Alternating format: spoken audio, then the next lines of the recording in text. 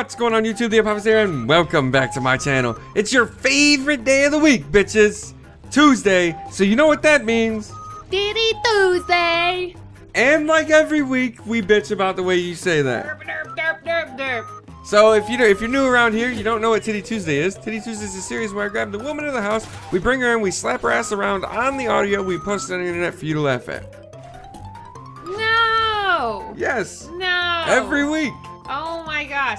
I don't know how many times I'm gonna have to say that never happened. It happens all the time. They're here every week. So we got a couple different topics that we're going to talk about today. We tried to stray away from the sexual topics because if you want the sex stuff, you're going to have to go check out Sexy Saturday. But other than that, we tried to come up with things that were thought-provoking and funny. So hopefully you guys get a kick out of this as much as we will while we're doing this. So the first thing to discuss would be if there was one thing that you couldn't live without, what would it be? Okay, one question. Can this thing be a noun? What is one thing that you can't Okay. live without? I would say like a friend or a relative or someone that I care about because I don't like being on my own. I don't What like you mean living to on my say is own. me. Well, yeah, I guess I could say that. But no, like I really don't like being on my own. I don't think I would have ever lived on my own. It's just I need someone there. Like I was a single child and it was boring as shit because I didn't have anybody to talk to. When I was bored, I seriously played war with myself. Yeah, I did it. So I guess I would have to say, yeah, I need someone. That's interesting because I wasn't sure whether to take this question on a more of a fictional sense or a literal sense. Like one thing you can't live without is definitely water. Yeah. You have to have water. I think that no matter what, you're gonna croak, even if there was only one thing that you can have. In the sense that you chose it, mine would totally be toilet paper. Definitely. Because here's the thing, I don't want it on my hands. That's disgusting. And I don't want to use a leaf, because after about a week, that's really gonna suck.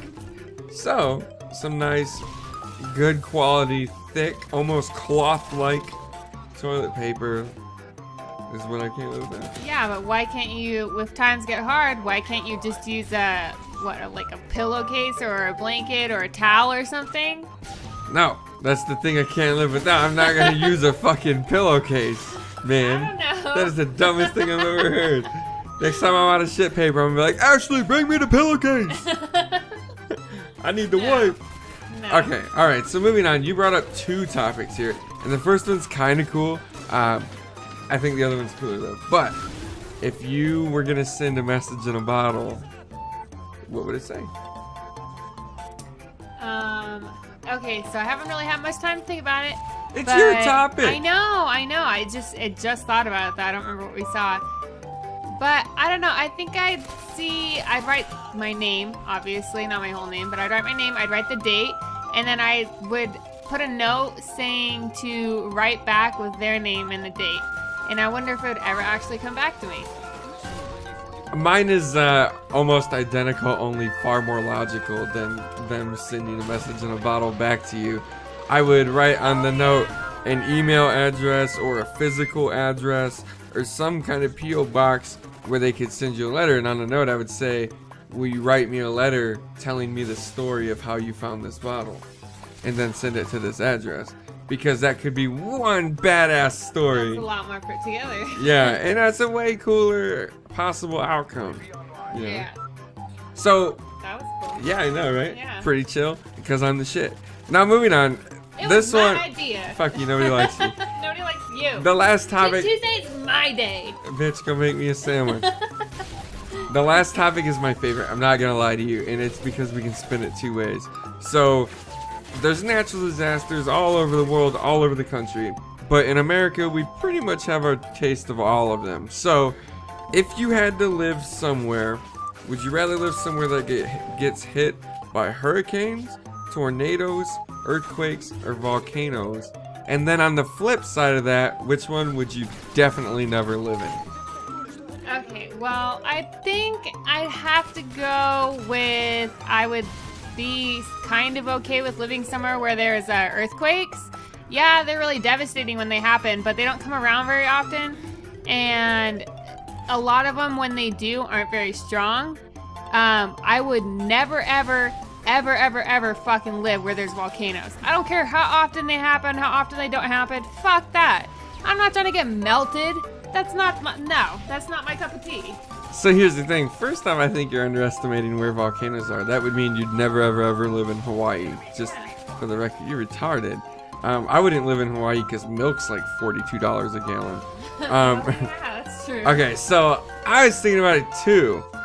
And quite honestly, I would rather live in earthquakes as well. But I don't, it's because they don't ever happen. Like, and they're rarely big if they do happen.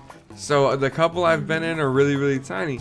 And I've been in tornadoes, and that's it on the list. No, I guess blizzards, but I don't know if we covered that. No. Anyway, so what I would definitely not want to live by would be tornadoes. Because you're talking about earthquakes coming out of nowhere.